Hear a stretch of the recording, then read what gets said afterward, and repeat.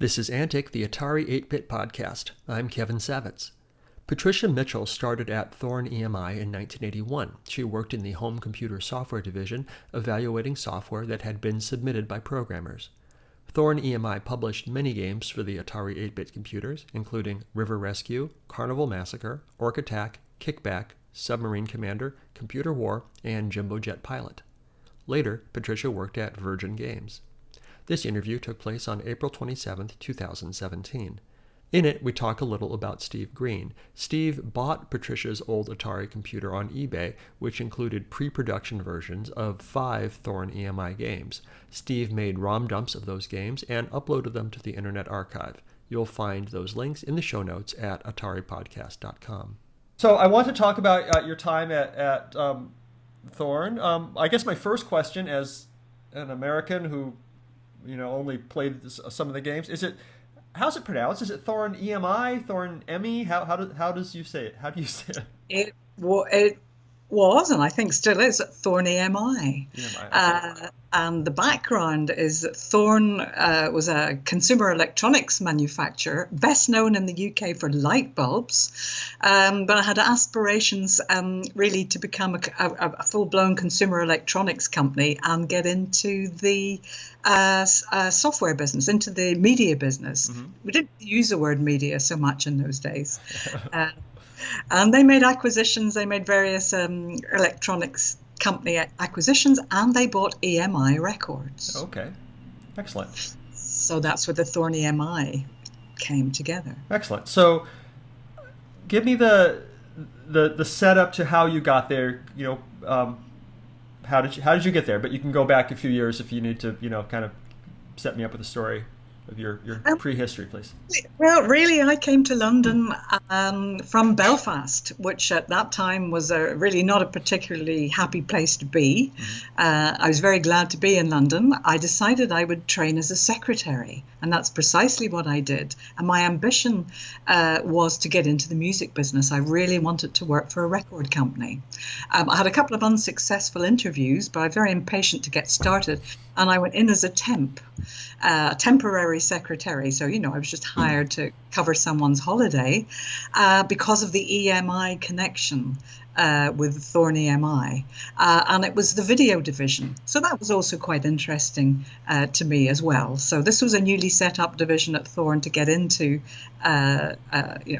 publishing of movies, and there were 2 strands to the division I worked with, which was called the Home Computer Software Division, and they were developing VHD, and that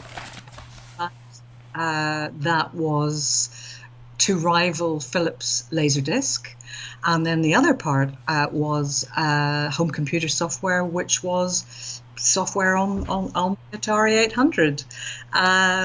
It was interesting. The other thing that was happening at Thorn at that time that was interesting from the video perspective was it was really the Betamax and VHS video war. And Thorn won that one with VHS format.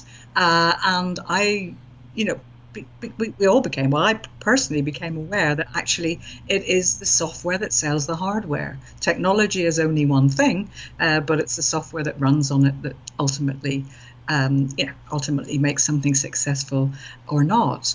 However, they weren't successful with VHD. So that was, as I mentioned, the alternative to Laserdisc. The technology was superior. However, Philips won that play. I think Thorn's marketing wasn't particularly good in that area. I think they invested. It was a joint venture with JVC, mm-hmm. And I'm not quite sure what exactly went wrong. However, they lost lots of money on it, and then they abandoned it. Mm. So all of the focus went into computer games, and I worked for the three technical managers.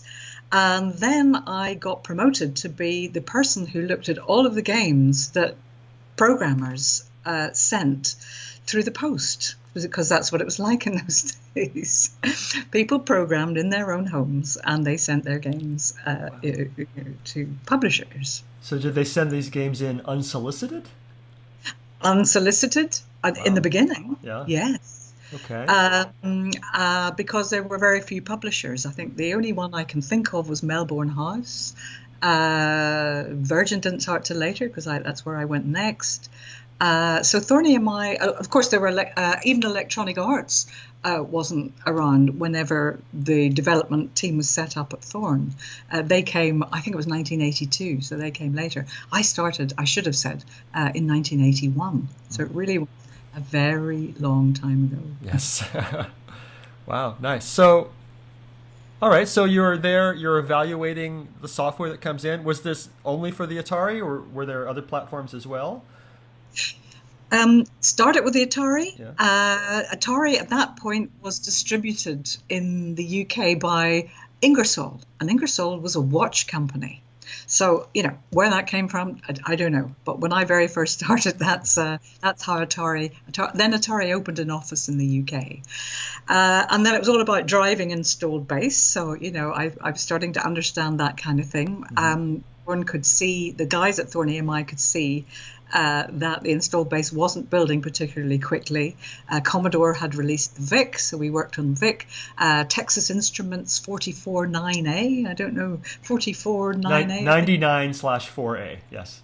99/4A, the 4 being for the massive 4K of RAM that it had, wherein the Atari 800 had 8K. And of course, we did have Atari 400s around as well, and they were the 4K with the strange plastic keyboard. I'm sure you will remember that. I'm familiar, yeah. Yeah, and then the British editions were Sinclair Spectrum. That came along a little while later. And then constantly evaluating the BBC, because while it had quite a superior technology, the installed base of that wasn't great. And I think there was a feeling that BBC wouldn't, the BBC Micro wouldn't crack it. I remember, in fact, vividly, one of the most embarrassing, not for me because I wasn't particularly senior, but one of the most embarrassing things for the management at the time was they turned down a game that was submitted that was called Elite. And they just said, well, this is a very nice game. It was developed, it was the first 3D graphics that were rendered in wireframe. Mm-hmm. There was no color rendering or anything like that, but you got to fly this craft, and it was fantastic. And the day I evaluated that, the entire work stopped completely in the studio, and everybody crowded around the BBC to have a look at this piece of software. And I was the one who actually typed the letter to David Braben that said, we're very sorry, but we don't think this game's going to go anywhere. And of course, on to be the biggest selling game of the 80s. Wow. Huh. So I would like to know a lot more about the process of evaluating games. What were you looking for? Are there any games or any programs that stick in your mind as particularly great or particularly awful? I could listen to you talk for an hour about this, so just go ahead and tell me what you remember. Well, I do have to say, with the exception of Elite, they were pretty terrible. You were very lucky if they loaded. When they loaded, then you got to the very first branch of what was happening next in the game, and they crashed. Mm-hmm. You'd have psychedelic pixelation, and all the rest of it. What was much more interesting to me was not really my job; it was what was going on in the studio. And in those days, the Atari guys. I mean, I had bought my Atari 800. I had it at home. I was trying to master programming myself on using a 6502, assembler cartridge, trying to work with 6502. Mm-hmm. The guys were working on bare Atari 800s using floppy disk drives, and they'd have 2 disk drives. I think there might have been RAM extension at some point. I can't remember. I have a vague memory of that. They progressed to using Mac64 assembler, moving up from the Atari cartridge assembler, which was the very first thing that they had to work with. And how they did it, I don't know, but they did. They came up with these things. So that was very interesting for me. The games that came out from the original Thorn EMI label was just called Thorn EMI Home Computer Software, or HCS. That was it. Mm-hmm. And then later on, everything was republished under a Creative Sparks label. And that sort of became after my time, because I was there in the very early days. I left in 1984. So the games that were published were River Rescue, Carnival Massacre, Orc Attack. I think actually the very first one that was published was called I've completely forgotten now. Kickback. Kickback. Well done.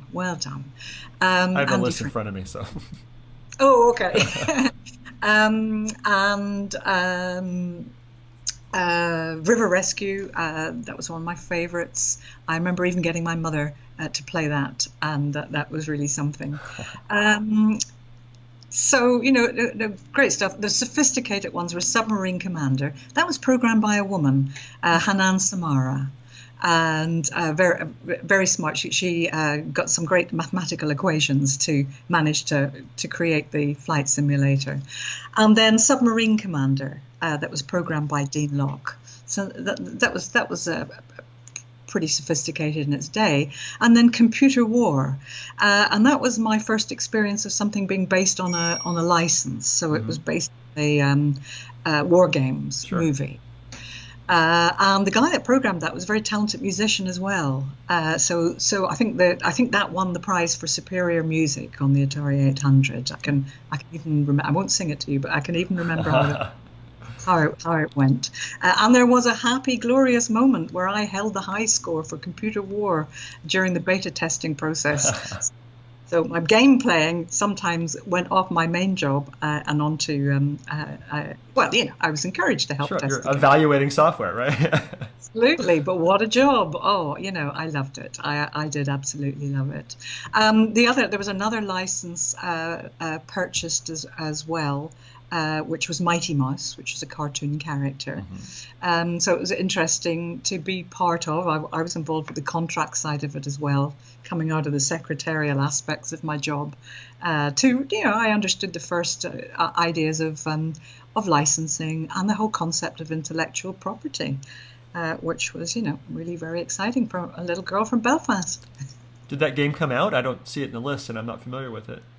Mighty Mouse. Danger Mouse, beg your pardon. Danger Mouse, okay.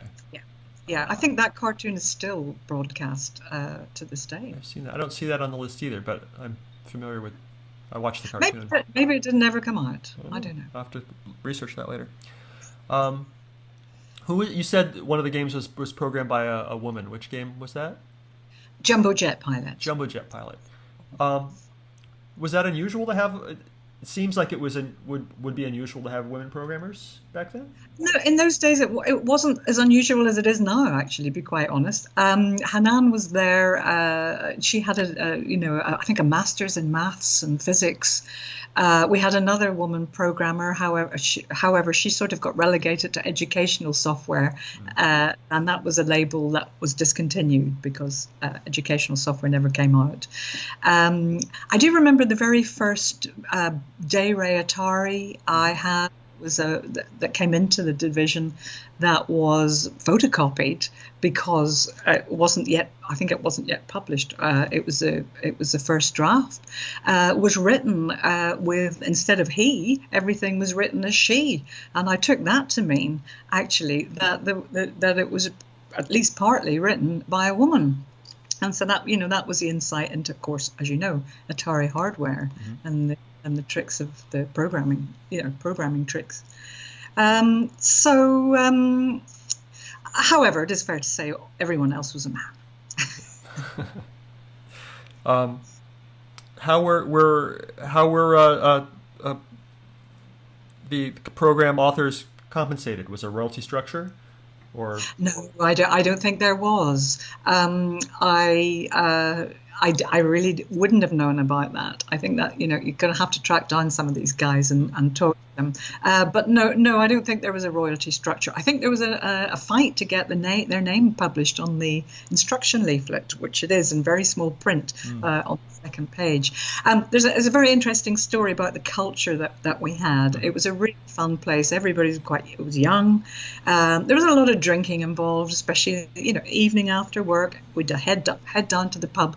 We started in Soho, which in those days was a pretty seedy part of London. There was a lot of strip clubs, you know, a lot of edgy, and a lot of characters and artists and writers and people like that all congregated in Soho.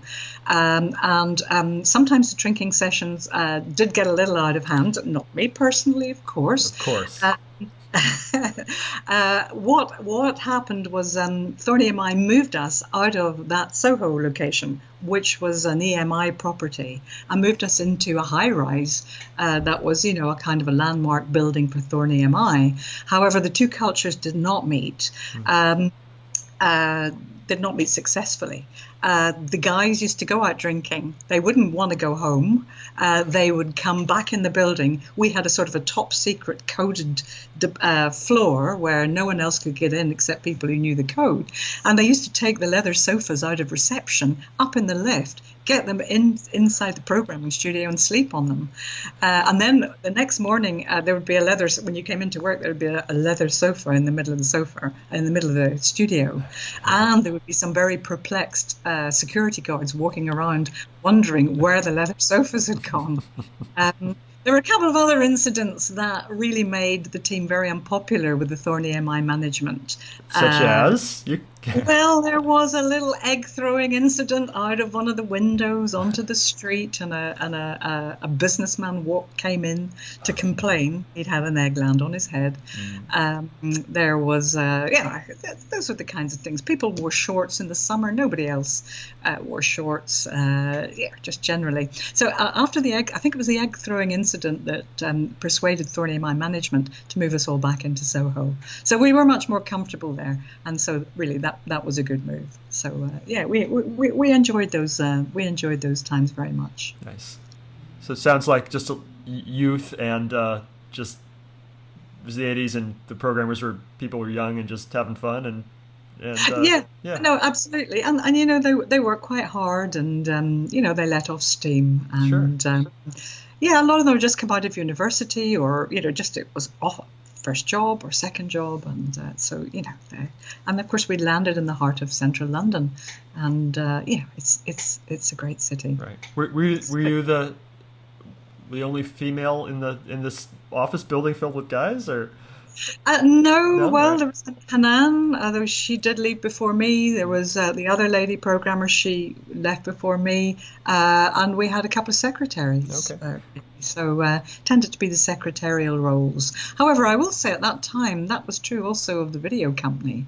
You know, we were all struggling to be recognized as something other than secretaries. Yeah. And I will just get a little bit of feminism in here, is that I'm still, you know, disappointed by, certainly in the UK, I can't speak about the US, you know, how the culture is so male in technology. You know, I even had a serious argument with someone who runs a small software development company a couple of years ago, because he just categorically said he wouldn't hire women. So first of all, he said, well, you know, nobody ever applies for the program, nobody ever applies for the technical jobs. And I was saying, well, why don't you reach out and you know, work on that a bit more? And he said, there's two things, you know, they'd be a distraction to the guys, and also, you know, the guys they're smelly, they don't wash, they watch porn, you know, and you know, it's not a good environment for a woman. And I was thinking, yeah, but that's not an excuse for not hiring any. So I wasn't very happy with that conversation. And a little while later, in the British computer games press, there was a whole thing about women in technology, and I sent a message and said, well, you know, I had this conversation with someone, and this is really what they said. And they contacted me back and said, who is this person? We want to know. We're going to expose him. But the moment I said the guy's name, because he's so well known and so well recognized in the industry, that was it. You know, it's not challenged. This attitude it's not really challenged. So, said my bit now. Okay. Kevin. No, thank you. I appreciate it. So you said that before that the programmers worked from home and submitted stuff, but then you also have all these programmers working in the office. Well, it's sort of, yes. People were, it was the ZX81, which was a really early computer. Sure. I think there was a computer even before that. I think you built it from a kit. The Atari, the Commodore VIC, the Apple II. I forgot to mention the Apple II. That was very important. People had been playing around with these things at home, and as soon as the concept of publishing a game, the people were working at home. And of course, in those days, even in the development studio, people did everything. They did all the programming, they did all the graphics, all the pixels. And they did the sound effects, and they did the music, if there was music. And so people were, of course, doing that at home as well. When I left Thorn, I went on to work for Virgin Games. And Virgin Games had set itself up. It was set up by Richard Branson had persuaded the marketing manager at Thorn, a guy called Nick Alexander, who's been very influential in the UK video games business. Nick set up Virgin Games for Richard, and in fact, then I moved and I went to work there. Actually, funnily enough, I went to work there as a programmer, although that didn't happen. That's a whole other story. Virgin Games, so Nick had set up the Virgin Games publishing house purely on the basis of submitted software from people who created it at home. And all the early Virgin Games releases were homemade, for want of a better way of describing it. And then Virgin went on to create a small studio known as Gang of Five, although there were more than five of us, and followed in the same vein, because of course the quality that was able to be produced with a team of people working together was always going to be greater than people at home.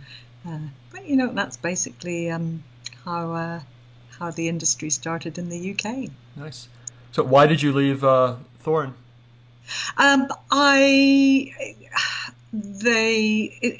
It wasn't working. They were developing for diverse formats.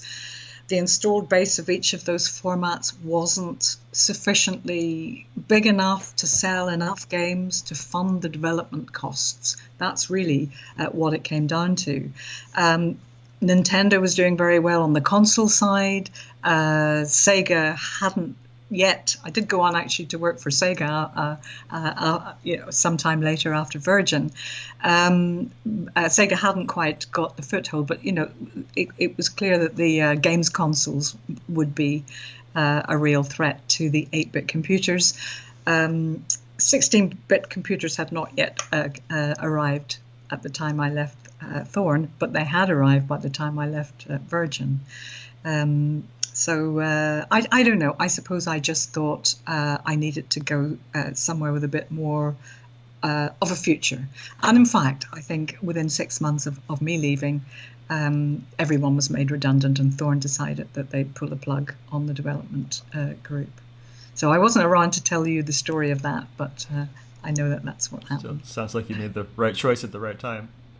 I think I did, yes. So what was your personal go-to game, either Thorn or not, back in the days? My all-time favorite is Mule. Sure. Ozark Software's Mule, and I loved Archon, and I loved Seven Cities of Gold. Ball Blazer, have I got that right? Mm-hmm. Yeah. Yes, that was great. I loved the Zork adventures, even though they had no graphics. But in the very early days, actually, my real favorite was Seamus. Do you remember Seamus? Sure, yeah. Mataga, yeah. I used to sit up to 4 o'clock in the morning playing Seamus. Oh, that's a great game. Yeah. Nice. All right. Very cool. So what do you do today? I'm in sales. I'm a freelance sales consultant, sales and marketing. I do two main things. I represent US-based technology companies in Europe, and they don't have a European presence. And I also act as a sales and marketing consultant for small UK companies, usually people under 10 in staff, that maybe have a marketing resource. Sometimes they don't. And I work with them on their marketing and their sales, and so in some cases, how they might scale their business. So I'm very lucky. I've got a lot of variety, and I enjoy it very much. Excellent. So what haven't we talked about the Atari days that we should have? I made a couple of notes, but I Please. really think I covered everything. Yeah. All right. I think I have, Kevin. I think I've spilled the beans. All right. So if you could send a message to the Atari 800 users who are listening to this podcast, and you can right now, what would you tell them? I just, every time I look at my old Atari, I get sort of filled with nostalgia. It's called the golden days of gaming. We had no idea it was the golden days of gaming, I can tell you. But just such happy memories. And the Thorn EMI stuff was good. It was great to be part of that. But some of the stuff that came out of the US, the concepts like mule multiplayer game concepts, it was really the beginning of all of those exciting things that we now just take completely for granted. Yes. Yeah. So you still have your Atari? I have the reason I connected with you, Kevin, is unfortunately I just eBayed it. And it was a very difficult thing to do. I've kept it all these years, but I know it's gone to a good home, to a real enthusiast, and Steve as well. So it's finally gone. I have quite a small house, and I just really haven't got space. It never comes out, and what's the point? Sure. Let's let someone who really appreciates it have it. Good, excellent. You don't have any source code or anything, do you? Or did you? No, but I tell you, I did manage to also include in the bundle that Steve acquired a couple of pre-production cartridges for the games and beta state. He mentioned that. He was asking me about how to dump cartridges. So I hopefully. Okay. Yeah.